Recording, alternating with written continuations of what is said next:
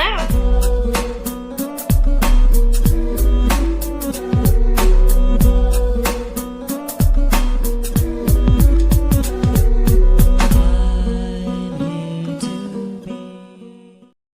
Hey, welcome everybody. We are live. This is Wednesday night. This is Jared and this is Kristi.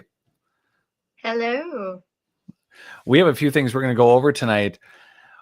We're going to be introducing in the upcoming weeks. We have some new sponsors. We have some new events planned for the future, and we are going to talk news.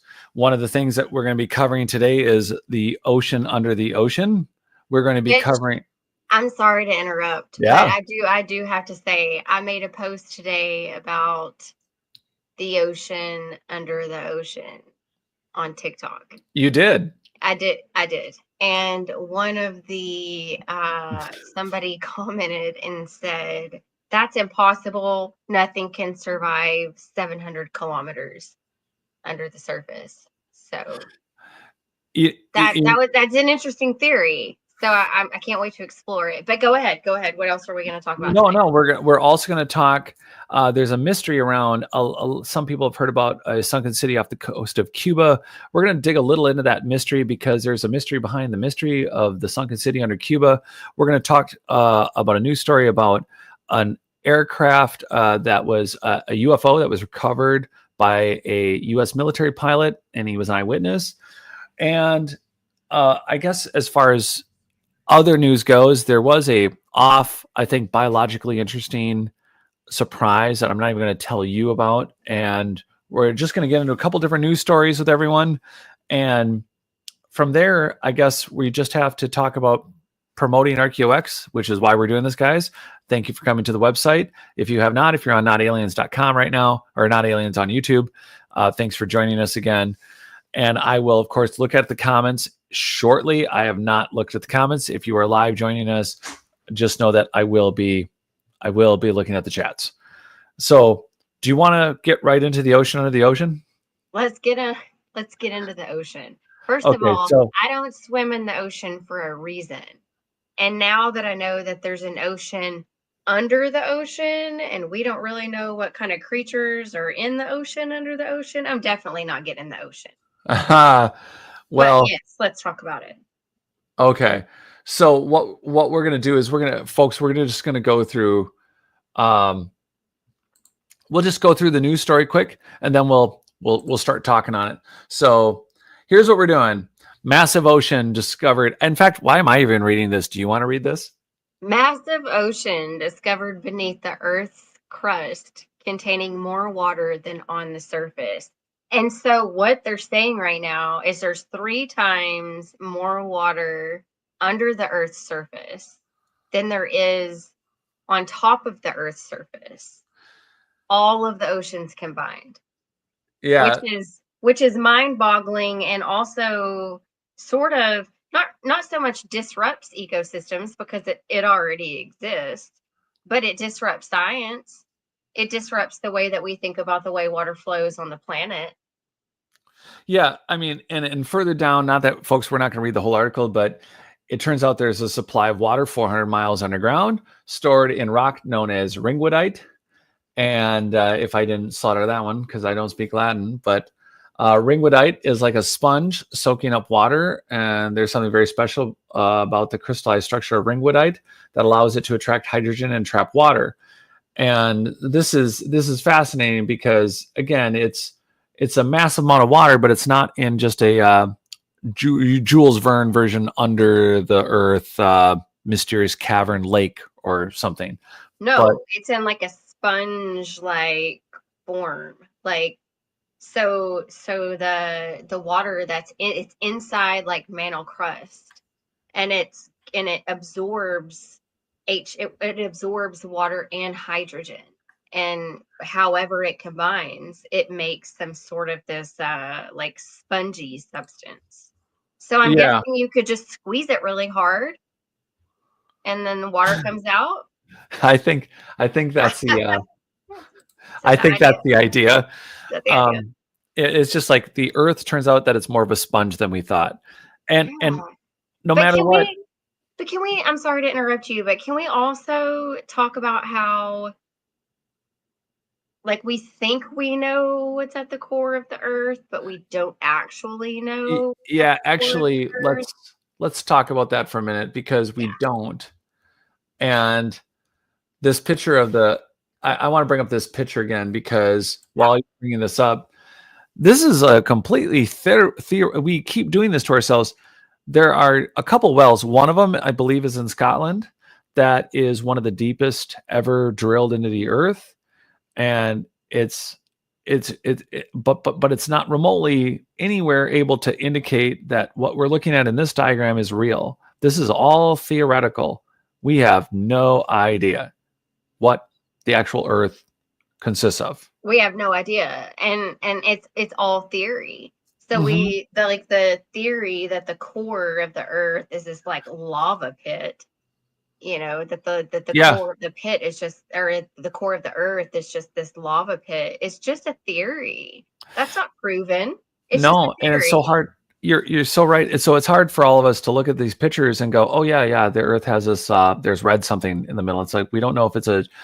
Many theorize that it's a solid core, that it's or that it's a plasma. There's ideas that it's some sort of plasma core. Other ideas that it's a giant steel ball of iron.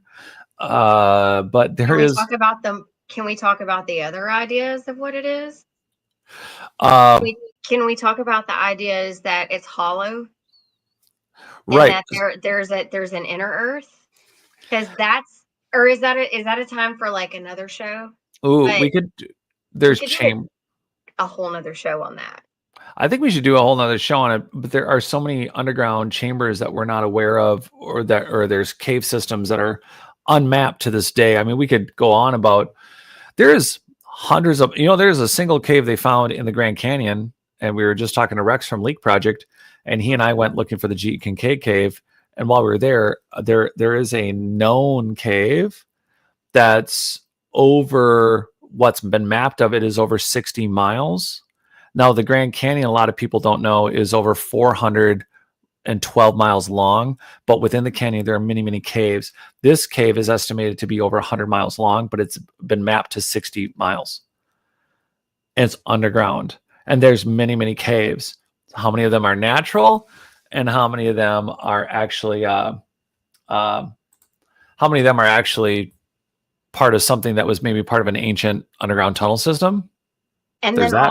also it's not just in the Grand Canyon, it's everywhere. There are tunnel systems underground all over the planet, Yeah. everywhere that go deep, like deep, deep, deep Yeah, and some of into them the look rock earth. cut. Yeah, they look Yeah, artificial. They're not all natural. it So was if everyone's intentional. yeah, we're not talking super volcanoes making lava channels or something. These are just some of them appear to be rock cut ruins, part of an underground system. And some of them seem to be like lathe cut.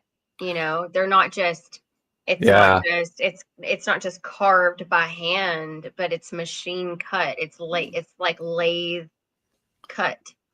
Does it does it make you wonder who did it? I mean, seems obvious, but I mean, it seems obvious that it would be something to wonder. But what gets to you about it first? Oh man, I don't know, just who, you know? And Yeah. and also it doesn't align with, you know, all the things that we've learned growing up. No. It doesn't align with the history books. It doesn't align with the beliefs. It just seems like we have at you grow up with such a simple belief system when it comes to the planet. I Yeah. don't feel like there's a lot of time spent in like grade school on the planet and how complex and important it is. And Yeah. so I think that as we grow up and we age and we get wiser and smarter and, more informative on these things, we start to realize that it's a really complex system. And Yeah. there's absolutely no discovery on the planet at this point that surprises me. Like No. like none at all. You know that movie Sharknado? I think it was no, not Sharknado. No, it wasn't. Megalodon. It is Megalodon, with Jason Statham or whatever. Yeah. know what I'm talking about with the giant sharks? Yeah. Wasn't it that movie where they found this like they were deep diving in the ocean and then Yeah. they ended up going into like another layer under the ocean? Do you remember that part of the movie? I remember them being really deep, but I didn't know that they went under the ocean. They went like through a layer Oh, under the ocean. And but so I see movies like that and I'm like, could that be? and all I can think of is now the Baby Shark song. Which was a horrible phenomenon for how many years? It's still going on. It's echoing and won't die. God, kill it. Somebody kill it. Somebody, can we replace it? Because all I can picture now is Megalodon shark with Baby Shark song. And then it makes it a whole lot less scary. See, even me thinking about getting in the ocean, thinking about getting in the ocean with baby megalodon sharks, Yeah. I'm out. No, thank Yeah. you. I don't want to get in the ocean on a beautiful sunny day when I can see my feet all the way under the water. And this is why. Because my legs don't move as fast as fins do. Yeah. And when there's a predator that's bigger than me, which Yeah. isn't hard to beat when you're only 5'3" in the water, Yep. I can't swim fast enough to get away from whatever's after me. So I'm just out. So this underwater ocean under the ocean, I'll explore through research Well, and for those that don't know above that, the water. yeah, there's this process of, lava shoots up and whatever, and the earth grinding itself, that the surface of the earth keeps sinking and that we keep getting new, we have new dust and particles, and there's composting and what have you, and there's all these layers of earth building up. But it's, one of the reasons we keep finding stuff deeper and deeper and deeper is because the earth is itself turning in. It's like it's I don't know, like some sort of Flipping making, inside out. yeah, inside out. So you got to wonder, was there a period of time in the last so many billions of years that the surface now was once beneath, and was that trapped water part of an oceanic system 2 billion years ago, 3 billion years ago, That 4? was once above the surface. Yeah. So what absolutely fractional artifact could be found? We folks, we interviewed Michael Cremo. He pre-interviewed with us. It's going to be we're going to release some of that 5 hours over time. But one of the things that Michael's known for is talking about paleoanthropological finds of ancient, actual anatomically correct humans. So one of the things we got to talk about is in Table Mountain in California, the Harvard geologist for the state was called out to look at tools and artifacts and what looked like absolute human remnants from 60 million years ago. 60 million years ago. So what do we do with spongy ocean bits that may contain nanoparticles, and ultimately if there was nanoarchaeology, what happens when we can go to that layer 400 miles deep and actually find remnants and proof that there's different groups that would be happy to see that there's been humanity all along, but there's also 120 million year boot prints in the ground. What do we do with one fossil, one tool, one bone that's been left 450 miles below the surface? I think that might freak people out a bit. Don't you But think? it's not just one. No. That's the crazy thing that's happening is it's not just one. No. It's the what was it Michael found, or Michael wrote about, Cremo wrote about, like 1.2 million year old or 2 Yeah. million year old femur bone identical to human DNA. Like it was a human femur bone. Yeah. So you have to ask it's to me at this point, it's not even a question that there were beings on the planet millions of years ago. Yeah, It's humans. not a question. There were humans on the planet. And it's not just humans, it's humans with intelligence. Yep. It's intelligent humans. It's not the way we grew up thinking it was like Neanderthals banging rocks together to build a fire, No, right? see, you're right. Those are the things that people think of when we say we have been conditioned through museums and exhibits to say if it's 10,000 or 50,000 years ago, automatically they're now dressed in loincloths. If anything, they're really hairy and stupid looking, and they can barely figure out fire. That's how we're. Right. Banging rocks. Yeah. They can barely figure out fire. Yeah, and that's not what we're saying. And one of the things we've gone on about, we'll always talk about it, is megalithic ruins.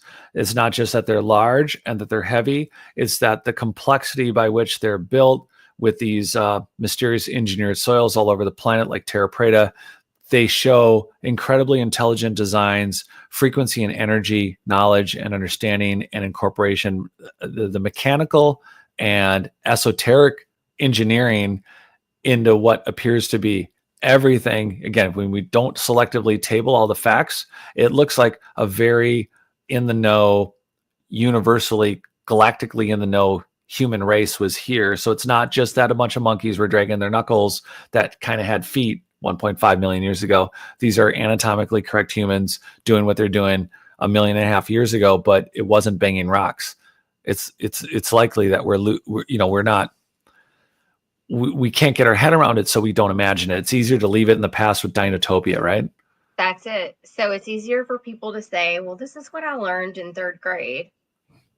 This is how science works. This is how history works. And this is what I believe. And this is what I was taught. So this is what I accept. But when you're not an acceptor and you're a seeker and you're somebody that's curious and you see things that don't make sense,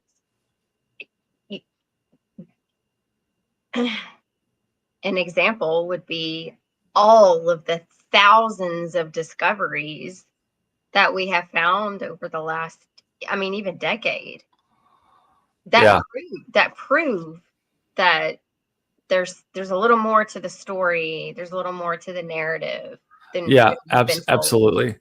There's no and in trying to figure out our next mystery, by the way, one of the things that I wanted to share, well, this is part of our news. We're going to let me add this. This is our next news story that we were going to discuss anyway, and I thought this was pretty fun. It's not going to where are we going? Present. So we're going to figure it out eventually.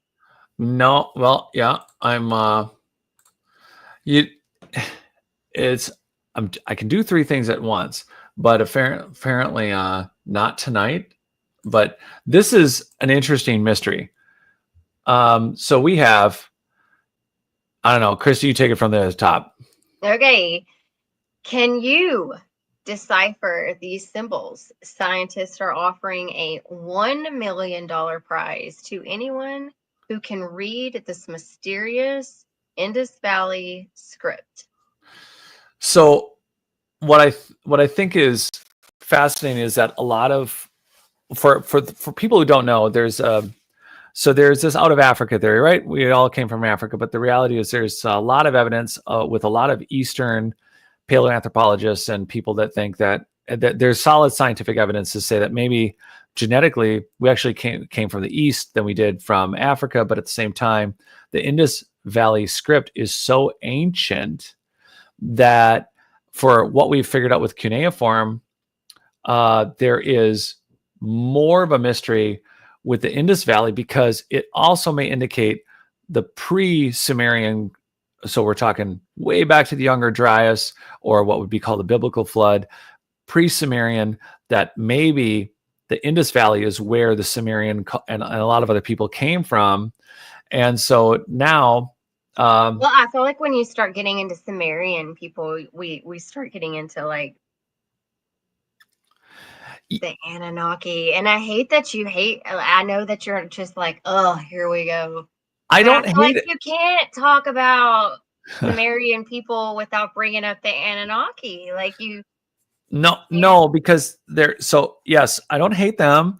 Christie's is pointing out that Zachariah Sitchin, um, basically said, "Hey, can I make this bigger? No, I guess I can't. I'm getting some requests to make this bigger. We're trying, Tom. And let's see. I don't know. I guess is it bigger now? Yeah, I think it is. Okay, let's see. There, that's as big as I'm going to get it for now. But yeah, the Anunnaki are part of the god mythos of Sumerian culture. The problem is that a lot of what we want to say we know about the Sumerians are not from cuneiform tablets.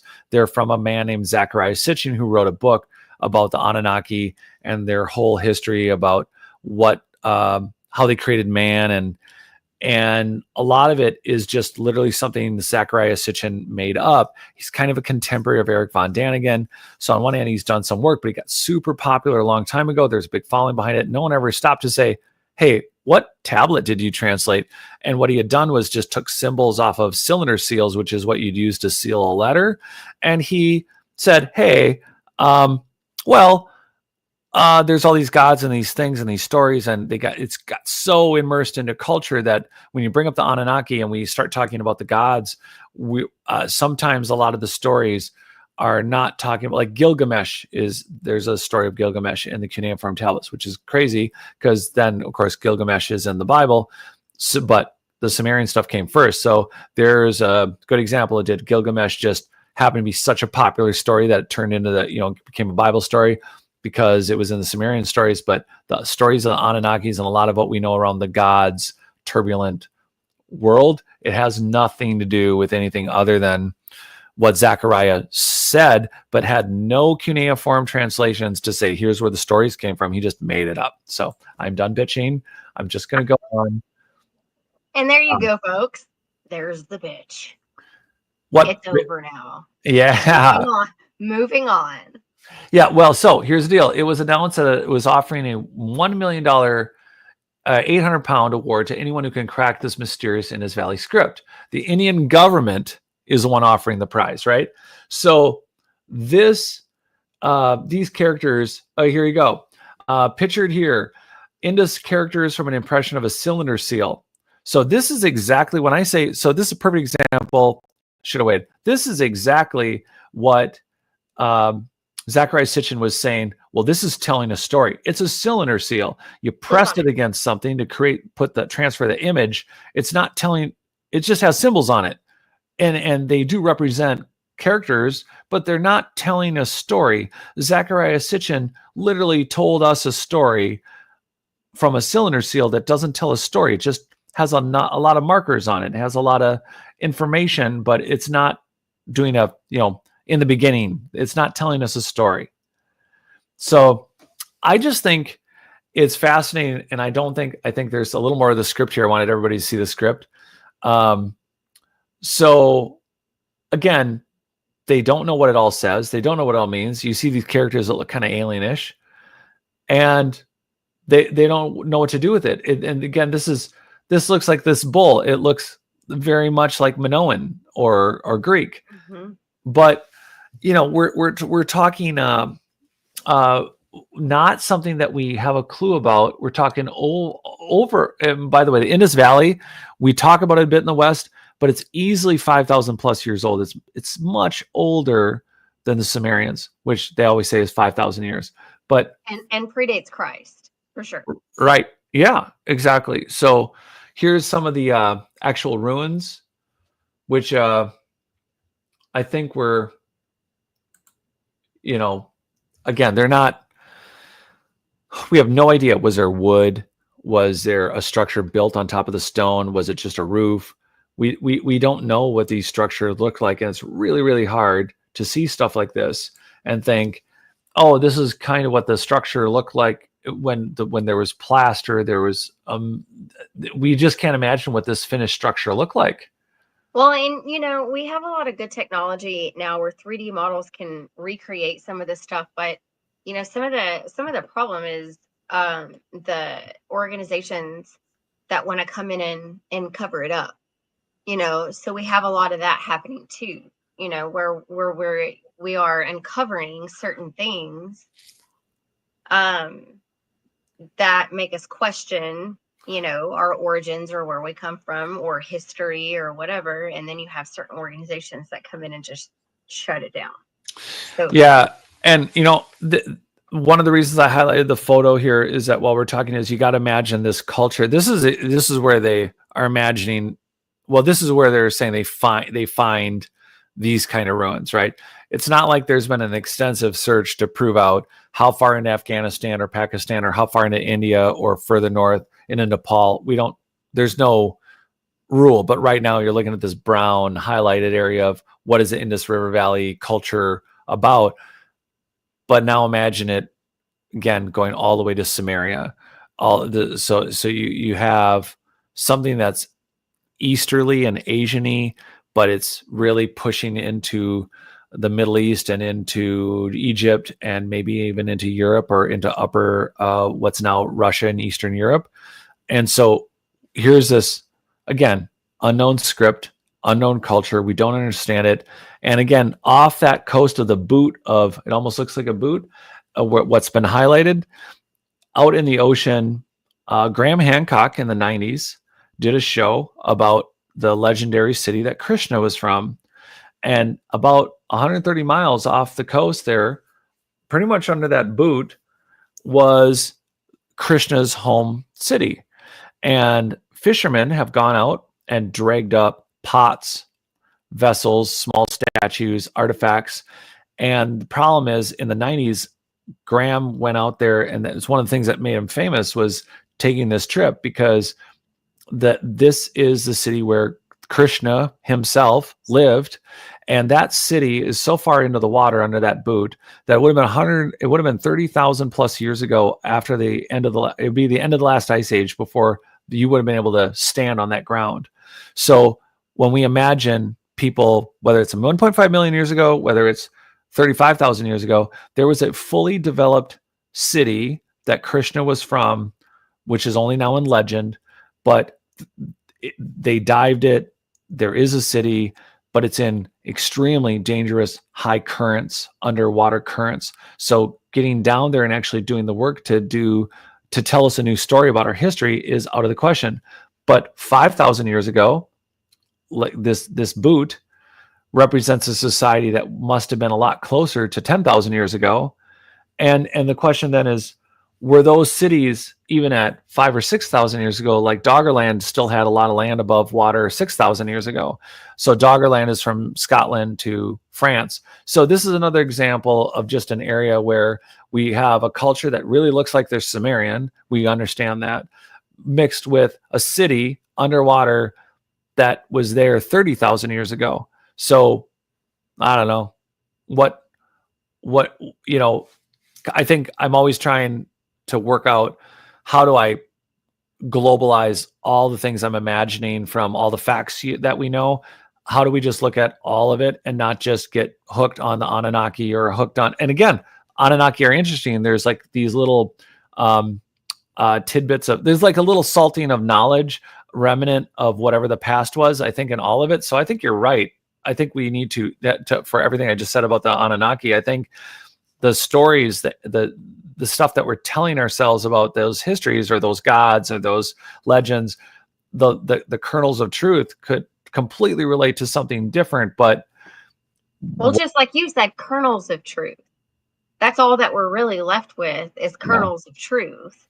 Because after every, it's like every war, you lose 50% of that knowledge, right? Because if you've got a victor who completely wipes out a civilization, through war, then they've wiped out libraries and they've wiped out records and they've wiped out history and information of that culture, right?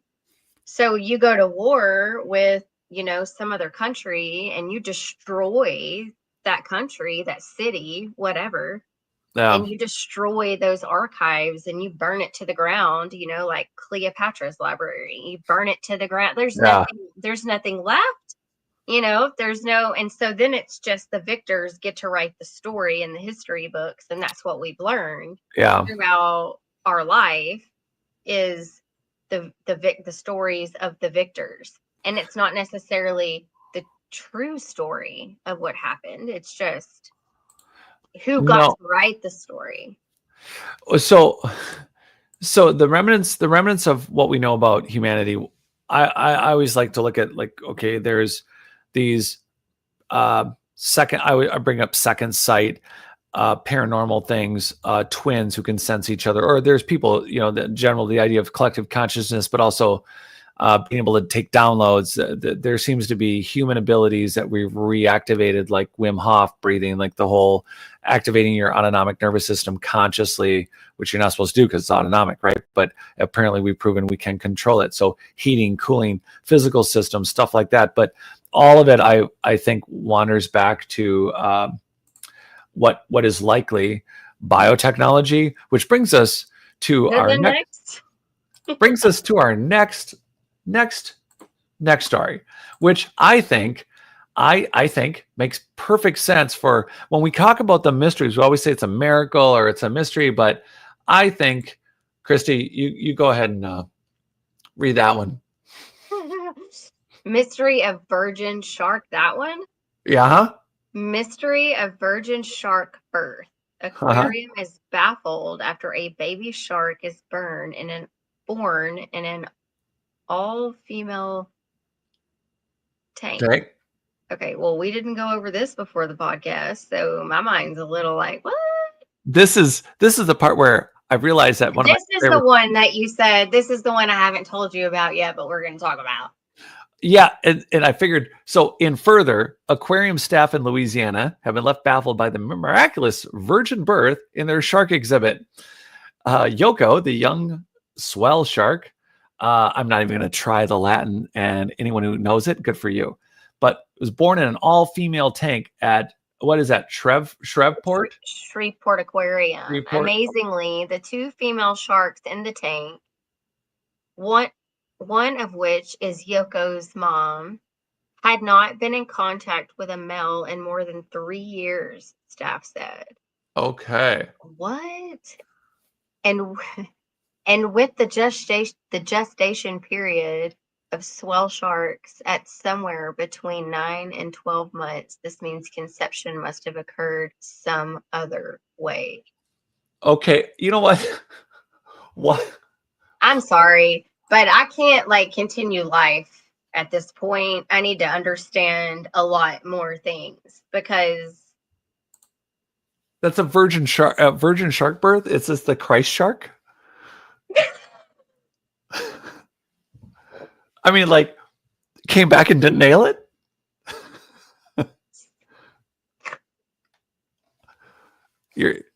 I can't. I can't. That's priceless.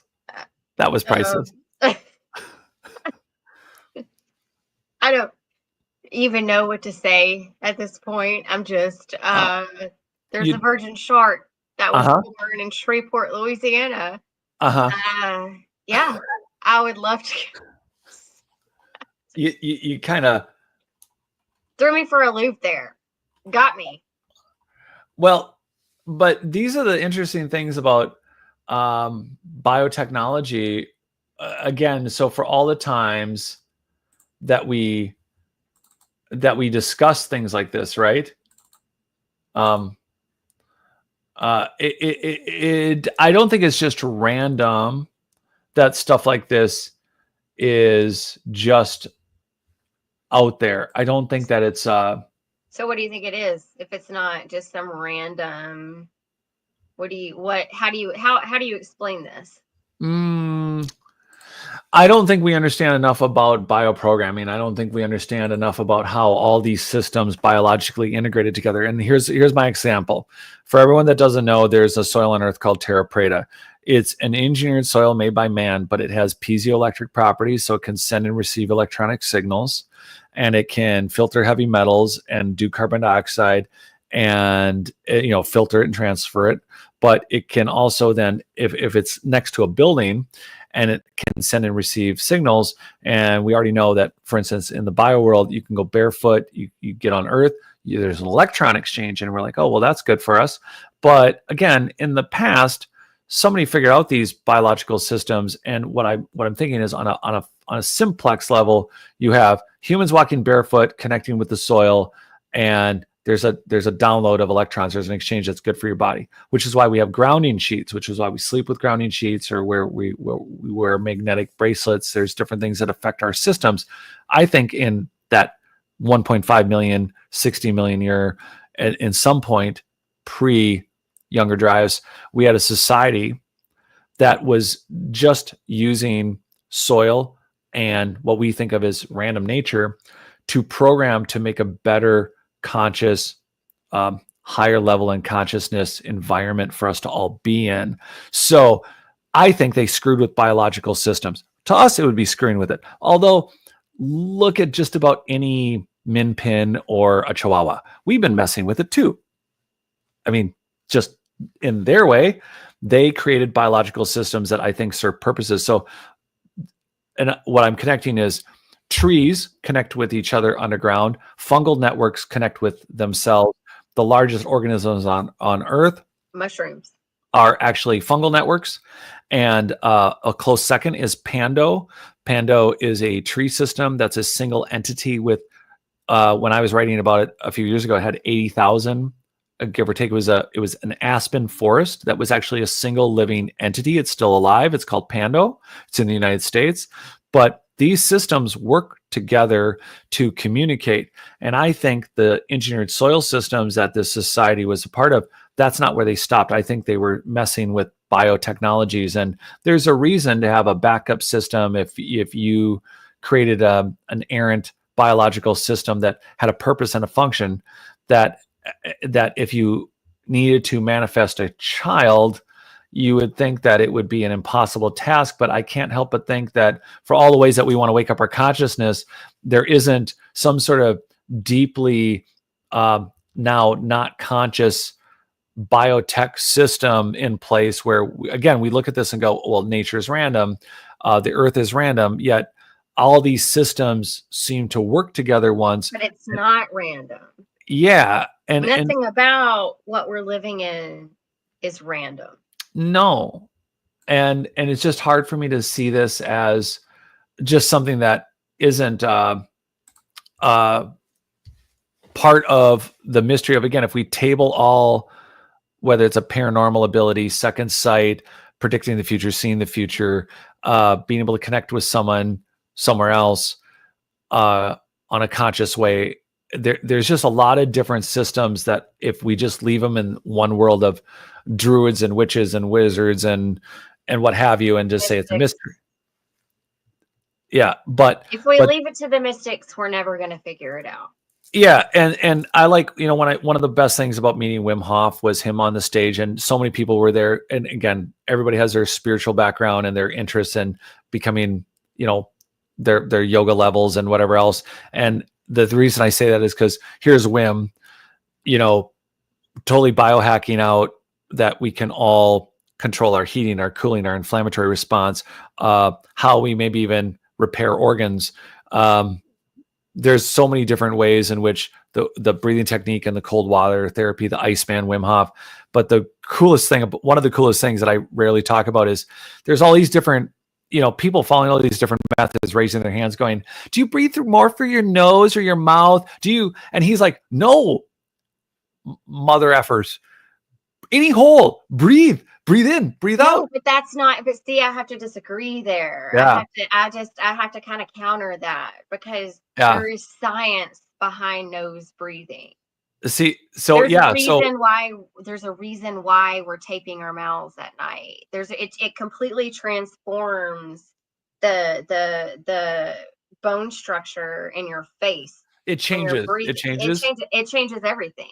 So, but back in the day, like, we're not supposed to have to wear braces. Braces aren't supposed to be a thing for us. Yeah. The reason why we have to wear braces is because of the way that we breathe. It's because we're mouth breathers. There are cultures where there are women that stay up at night with newborn babies and just pinch their lips together so that they're constantly breathing through their nose. There's cultures around the world that walk around with fear of breathing through their mouth because they don't want to inhale any harmful substance into their mouth because they know that their nose filters everything. So when you're breathing at night, especially when you're sleeping, through your nose, you're filtering all of the air that's coming through. So I understand breath work and the idea behind breathing, however, during breath work, whether it's through your Right. nose or through your mouth. It really just depends on probably your intention and what you're trying to achieve. But when it comes to everyday breathing, nose breathing, hands down, wins. And Right. there is plenty of science to back that up. But Wim Hof is right when it comes to achieving that next level of consciousness. You know, like sucking the air into your lungs, expanding your lungs the way that we do, letting the air out, the retention that we hold, the retention that we release, all of these things matter, right? And the way that we consciously elevate and the way that we consciously connect with the universe. But as far as everyday breathing goes, shut your mouth. Like, Yeah. we all need to shut our mouths because breathing through the nose is what's best for everybody. And you can Google, that's a simple Google thing. You can Google a diagram of nose breathing versus mouth breathing and face shape, and it'll show you how it changes your bone structure. And it's the way that it changes your bone structure is not healthy. It's I, making it more difficult for you to breathe. It's changing the way that you sleep. It's changing all kinds of things about the way that you function on a daily basis we don't even think about. and I think that that's completely true. The Wim's big wake up call was about demystifying. I think technologically, biologically, I think you're dead on with the way our bodies are supposed to function. We forgot so many practices and methods for making the physical body function properly. So I think that's true. His point at the time was more so about to take conscious control on the other level. Like, yeah, I think the breathing could be corrected that way. His thing was that there's so many people mystifying the act of Breathing. breathing that he goes, his big thing was effing demystify. That was Just literally breathe. it's on a t-shirt. He has it on a t-shirt, effing demystify. He goes, you want a prayer? He speaks 5 languages and he whips out this Hindu prayer and he's like, there you go. There's a prayer. Now effing demystify. You can do this. You can do this. You can do this. You forgot. And that's the point, is that we mystify whether it's a druid thing or a witch thing or a wizard thing or this system. We put so much mystical magic around the woo-woo of it all. Yeah, there is woo-woo in it. So I'm not discounting the woo-woo, but there's actual science, I think, behind the woo-woo, and not there you go. Okay, you backed it up. Like, it's not just woo-woo, because woo-woo is just bullshit. Yeah. The end. That was exactly right. And so now it's like we have these, again, we either keep saying miracle bursts like this are a miracle, or we start, if we table all the mysteries of different biological systems and we table how we interact with them, literally tree hugging. If we table all the ways in which we interact with nature, right? Yes, like go hug a tree. Like, trees are living beings. Trees are alive. They have life in them. And trees and plants have intelligence. They're intelligent. They have feelings. And there's studies that show you can speak ill to this plant, neutral to this plant, and positive to this one. And then it shows you this one prospers, this one does nothing, this one dies. So it's not woo-woo. It's science. It's go hug a tree. If you feel bad and you feel depressed, go find a freaking tree. The trees. Go find a tree. Well, look, they're alive. The Secret Life Trees by Peter Mulholland. They got the roots are connecting underneath. They feed each other. They literally communicate with each other. They release pheromones if one end of a forest is being attacked by bugs. They actually think and talk across species. So when you have a 500, 1,000, I mean, there are trees on the planet that are 7, 8, 9, older than we can imagine. We're talking 7, 8, 9,000 years old. I remember some poor forest ranger got in huge trouble because he cut down a tree, a twisted up. He didn't know that it was like a 7,000-year-old tree. Oh God. Oh God. Poor guy. It made the news, and he killed a 7,000-year-old creature. And not to mention the amount of memory and the what's stored in these things, right? Oh And no. we don't Yes. know how to access it, but again, these independently, it's all mysteries, it's all mystical, it's all magical. Together, we are a hacked up biological system that used to be globally and collectively connected, whether you're plant, mineral, it's a lot less woo-woo to know that this whole system seems to have been one integrated, smooth running machine. And well, we're just floating in the ether right now, right? I don't even know what's going on anymore. I feel like we're so disconnected. You were earlier. I just kind of want to segue back to Yeah. when you were talking about grounding.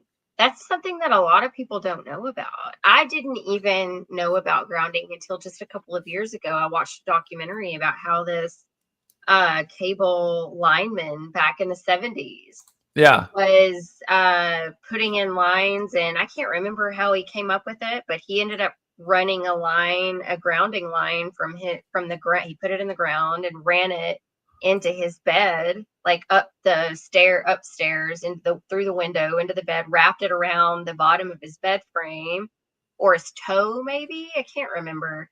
And he ended up, all of the inflammation in his body shrunk. So most of the disease in our body is caused by inflammation. Yeah. And inflammation is caused for a number of reasons. But one thing that helps inflammation is grounding. Grounding scientifically is proven to help inflammation.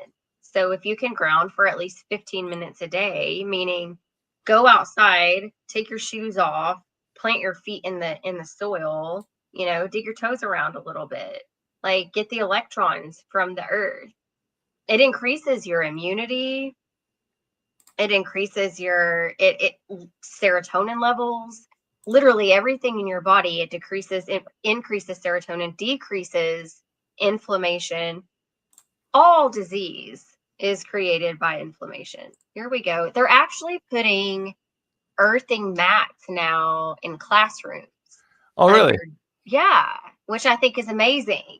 So I've seen some schools implementing systems where they're putting grounding mats under the desks in classrooms, and studies are showing that grades are better.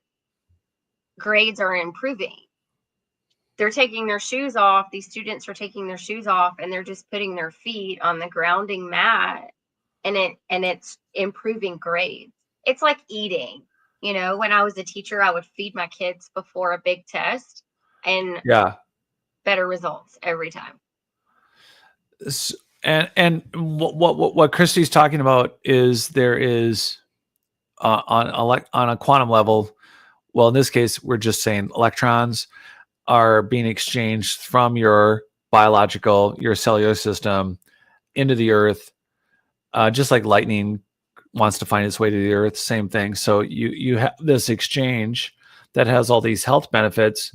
And whether you're buying sheets or a mat, I use a mat personally, but there are sheets, you plug them into they just have a single plug-in. By the way, for years, I couldn't figure out what this meant, but grounding had, you just take a plug. It's not a 3-prong or a 2-prong outlet or a plug like on a power cord. It's just a ground outlet.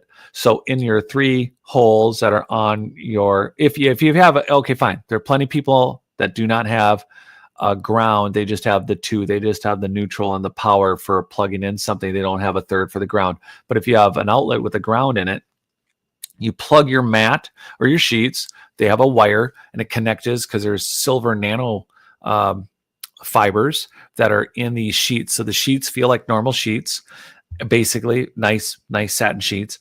But the way, because they've been they have all the fibers in them, you have just a long 15-foot white grounded cable that just plugs into the ground, Make sure you have a house that's actually grounded, of course, because there's no point in plugging into your ground if the ground's not actually connected to the earth. So some people have 3-prong outlets, but it doesn't actually ground. So really make sure you have a properly grounded, I mean, check with your electricians and whatnot, but you plug just this one little peg into the wall and you sit on your mats and or your sheets, and the entire time you're getting this electron exchange that's dumping all your used electrons or the stuff that your body's picking up in the earth or just in the air, and it dumps back to the ground. And you can see some of the reason these highlights are over here on the right on the screen is it's showing stress being removed from the body, or you're seeing a which is what causes most inflammation. Yeah, you're Sorry to seeing interrupt, but what causes most inflammation is stress. right. So And here then, you go. and then the inflammation leads to disease. Yeah, so there's one picture up on the right. You got poor circulation in the toes, and then after grounding, circulation is drastically improved. So there's a lot of different points of the body that are changing by doing, doing this. It's going to be beneficial. I don't know. I'm still experimenting, by the way, with the whole: do I do it all night? Do I not do it all night? Do I just do it some nights? I'm still experimenting with it because it's all supposed to help you sleep better. But I don't know. I mean, I found some new ways to sleep better, but I don't do it every night. And so I don't know. prefer to just go outside and take my shoes off. Yeah. I do that. Yeah, because when it's snowing or icing or rainy. So I should probably get some sheets. So we've resolved that. Snow, ice, or rain. You're not going to go out when it's freezing. Well, that's the other thing. Not on purpose. I mean, unless there's an emergency and my house is on fire. So you're not going to be running out. All right. So grounding is better inside when it's warm. And the other thing is, like, how long do you got to do it? Do you just got to do it for a second? Do you got to do it for 5 minutes, 10 minutes? Is it an ongoing benefit thing because you keep collecting bad electrons that are not going anywhere? I mean, should I always be grounded? I've heard, like, the minimum is like 15 minutes. So, and I don't know how true that is. I have not done any peer-reviewed research. I have no idea. But what I do know is it was sort of like a go-to number, 15 minutes with your feet in the soil. So 15 minutes with your feet in the soil decreases, and which, if it's a really stressful day, then maybe you need 30 minutes in the soil. I don't know. Maybe you just gauge your day, but these are natural ways to, and that's what we're looking for, is natural ways to help our bodies, to raise our consciousness, to elevate ourselves as a human race. And biohacking is one of those ways. Yeah. I mean, who doesn't want to rewind the clock, especially once you turn 40 something and you start looking in the mirror and you're like, whoa, these sleep lines aren't going away. Right. You know what I mean? You gotta start doing something. Yeah. Which is, again, self-experimentation, folks. It's fun and it also sucks. And you got to be prepared for nothing or something cool or something you don't expect. But doing nothing, I think it's worth kicking the tire around to see what there. I don't think there's a formula. I don't have a formula about what health item, what workout thing, what meditation, what to start first. I just think you should try something. Anything. It doesn't matter what it is. It's whether it's breath work. And this is what I found with breath work, if this helps anybody out there, I am super ADD and my brain is like all the time. So it's really hard for me to sit and meditate and still my mind. That's very difficult for me. So one of the things that I found was breath work. Breath work helps. It's a form of meditation. Sometimes I feel like I can go deeper into a breathwork session than I can into a meditation session. But if you have a hard time with meditation because you can't slow your brain down, then I would look into breathwork. And you can get on YouTube, and there's super simple exercises that you can do 15 minutes, 15, 20 minute, 30 minute, however long you have. And some of them are 5 or 10 minutes. But you can get on and you can do these short breathwork exercises, and it's like doing a really quick meditation, except you're not having to like try to focus on not focusing your Yeah. brain, which is where I struggle the most, is focusing on not focusing, on just letting go and surrendering to the moment in the present, and just being in that moment and being in that present, receiving whatever I need to receive. For me, I do better with, which I meditate every morning, but I just do better with breath work. I feel like I get more benefit from breath work. I think I receive a little bit more I don't intuitive, like intuition maybe, Yeah. from doing breath work. But I think that's only because I'm not good at meditating. You're not bad. Not bad at it. I You're mean, not bad. I could sit and I could be still for a minute, but I mean, my mind is like, come back, Okay. come back, come back, come back. So I want to give people a taste of one more news thing, which we didn't quite efficiently get to, but I think we should still bring it up. Let's do it. All right, then we're gonna do one more. Okay, it was a news thing, but here it is. Oh yeah. So the sunken city of Cuba. So once upon a time, in fact, I'm just going to leave it on the screen and just come back and we can, oh no, I don't want to, we already did all this, ancient origins. So here's why we're bringing this up. There's a group a while ago in the early 2000s that came where they were looking for gold for Spanish sunken treasure off the coast of Cuba, the west coast of Cuba. And they came up with an anomaly and they went down, they took a photo. And what they ended up with was a photo of a sunken city, which is at 1,700 meters or about 2,100 feet deep, which means that this city, kind of like that city where Krishna was living off of the coast of India, that one, it would have been 30 or so thousand years ago. 36,000, give or take, is what Graham had said even in the 96. And that was what was by observation. But here, this Cuban city, in my estimates, which I wrote about in It's Not Aliens, and Michael Cremo has talked about with us, there's a couple numbers. My minimum number is 50,000 years.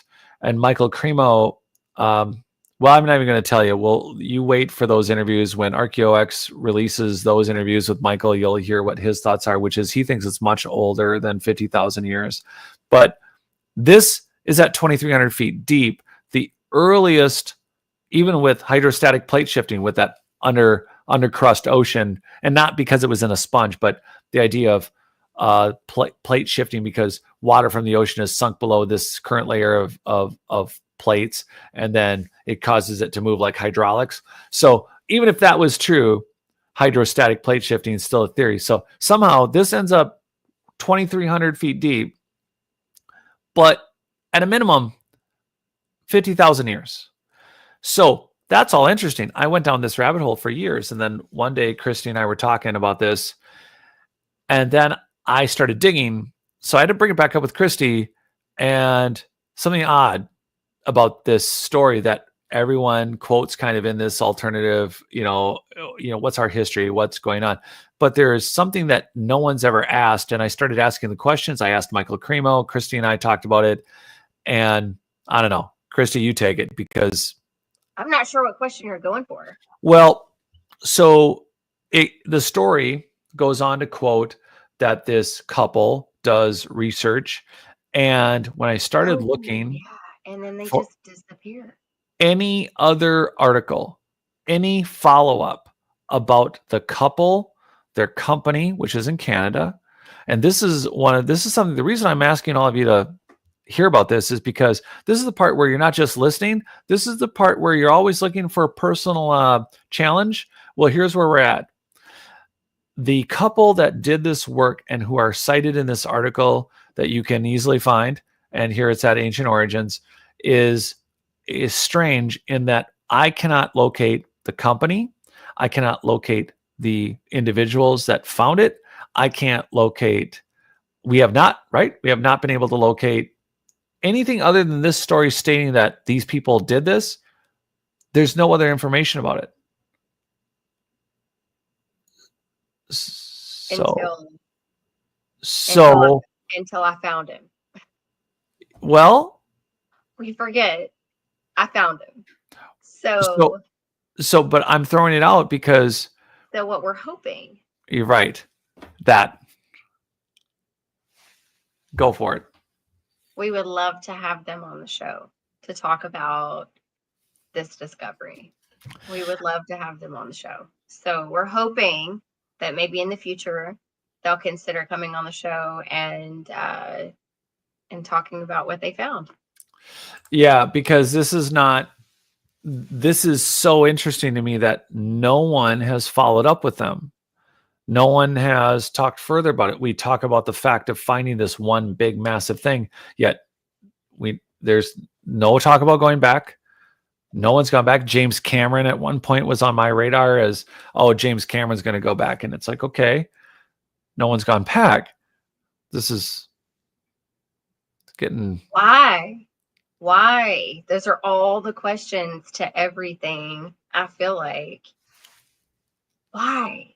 Exactly. Why there have been bones of giants discovered in the United States, and they're in the basement of the one, or one of the locked vaults for the Smithsonian, or I wasn't going to say the word, but you said it. But whatever. I thought we were trying to keep it under wraps. But yeah, like as soon as you find something, it's like the Smithsonian just comes in and it's just like wrapping it all up before you can even do any sort of research on it. You don't even know. And then it's just like gone and nobody's talking about it anymore. Yeah. It's like it never happened. Exactly. Yeah. The giants were never found. The sunken city was never there. These ruins weren't there. These bones weren't found. Like what? And the bigger overarching question to everything is why? Why the cover up?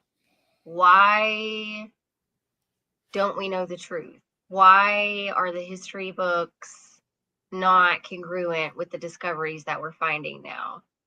Why can't we answer some of the most basic questions I feel like we should be able to answer at this point in our evolution? Let alone questions like, how can two female sharks have a baby? How can two female sharks have a baby? What's next? Two females are going to have babies? I mean, that's fine. It's whatever. If two females want to have babies, let's just reproduce all day long. We can just make babies. That's fine. I don't care. I mean, just like amoebas. How? I want to know how. How? All these questions. Look, all of this ties into general. We're, I think, reimagining our prior engineering and programming is or was. We have a great new general take on it now. We just call it biohacking. Now we're biohacking, so we're coming up with better ways to maybe live longer, look better, be stronger, be more programmed, leveled up, and intentional with our minds and our bodies together. So I got to ask you, since we can gratuitously just let's just share, maybe where are you at with biohacking in general? So just in the beginning stages, I am young. Yeah. So I've just started noticing my age recently, not 10 years ago. And so I use a couple of things. I use NAD. That's something that your cells deplete over time. So I take NAD supplements at night, and then I use collagen wraps on my face every day. And I see a huge difference here.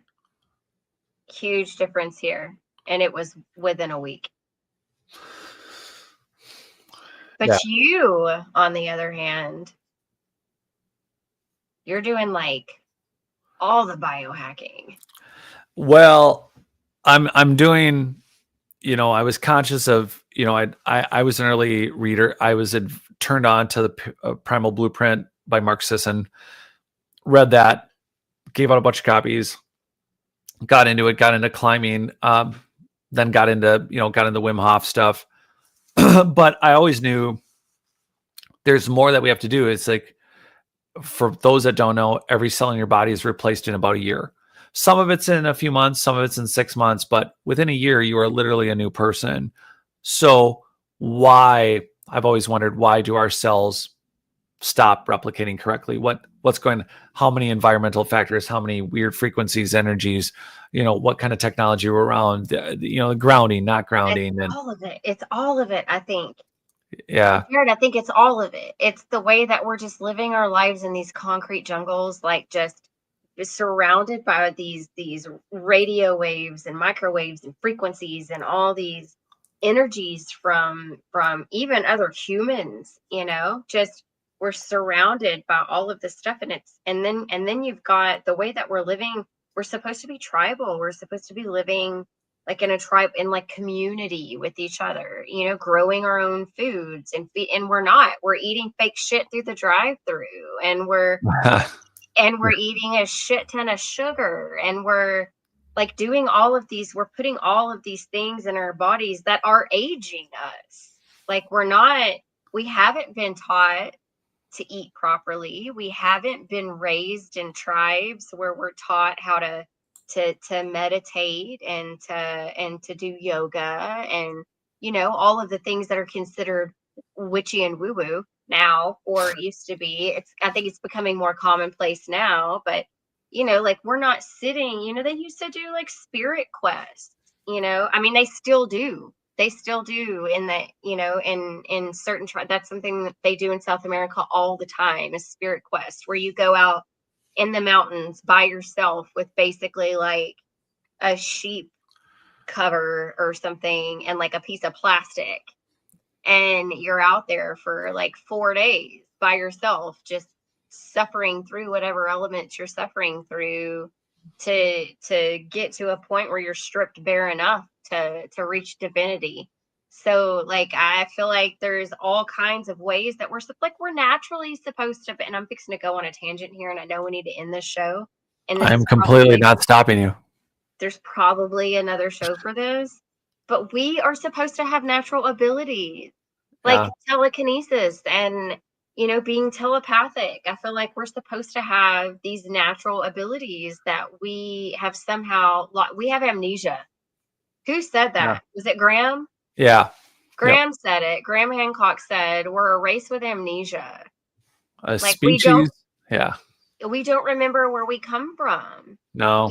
We don't remember what we're supposed to be doing. We don't know what we are doing here. We're just like robots getting up every day and going to work and paying bills and coming home and getting up the next day and doing the same thing. And it's all bullshit, if you ask me. Like, if you ask me, that's not what we're supposed to be doing here. We're supposed to be evolving our souls through whatever intuitive experiences we're supposed to be having. And that's minute by minute and day by day and week by week. It's not this robotic, I worked for this company for 45 years and retired with this wonderful pension that I may or may not actually have by the time I retire, at this point. So no, I could go on for days about this. So this could be a whole just separate podcast in itself. Yeah, and the point for this, folks, is to introduce everybody to some of the subjects we were talking about are going to be ongoing conversations. Biohacking consciousness, where and who and what are we and where are we from? There's always going to be some stories that are going to be independently interesting and mysterious or funny or what have you. But again, if we continue to have more of a running conversation about how do they all connect together, they're not random. They're not mysterious. They're part of something that we just forgot. A species with amnesia. There's a bigger picture that we can't see. Like there's a bigger picture and we're not seeing it.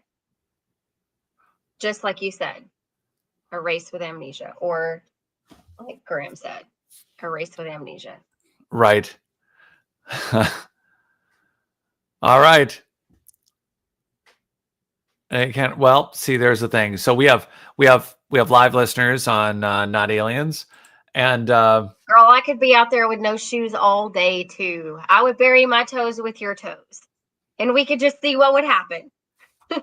yeah, that's the thing is that these are the things that we want to continue to cover. And like I said, ArchaeoX has some great affiliates and sponsors that are coming to help the channel, and also with us getting back to Belize and doing more of our in the field research and experimenting and our all the other work that we're doing.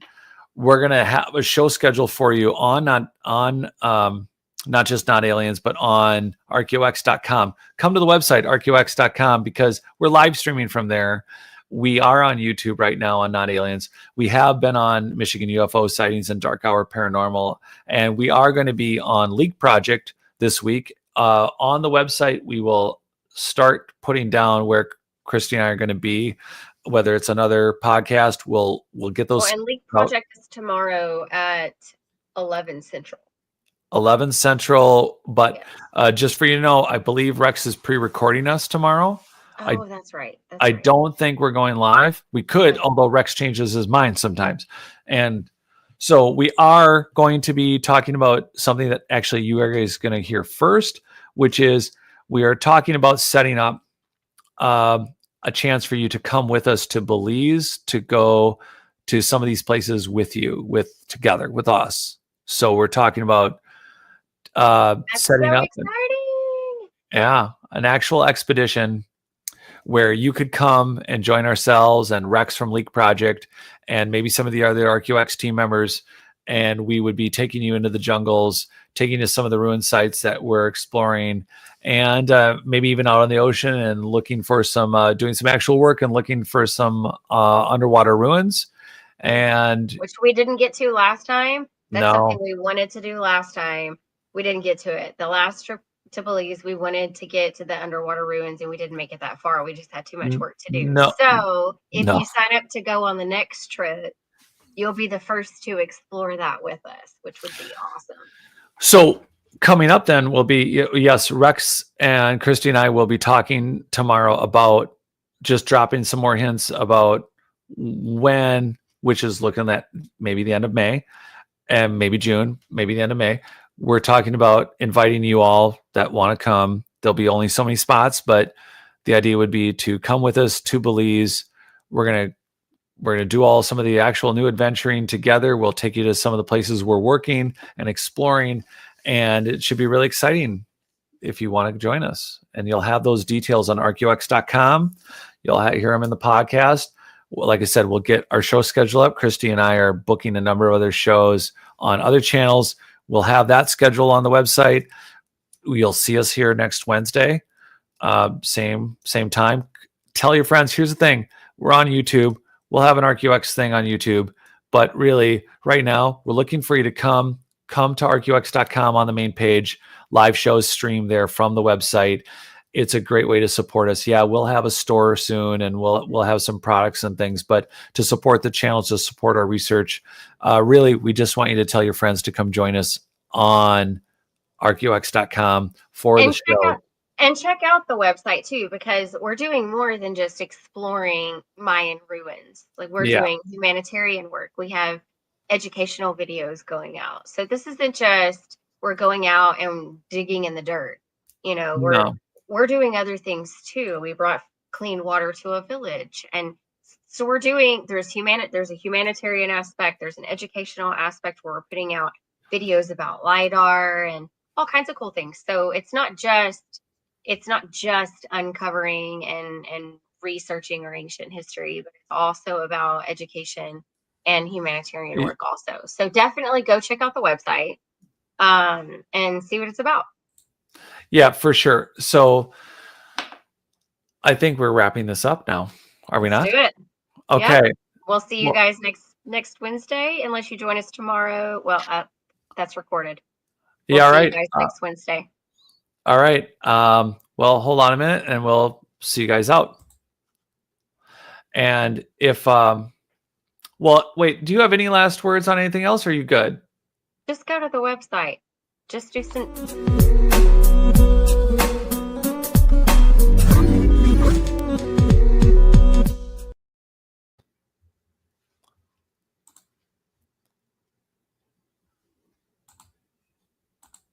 Oh.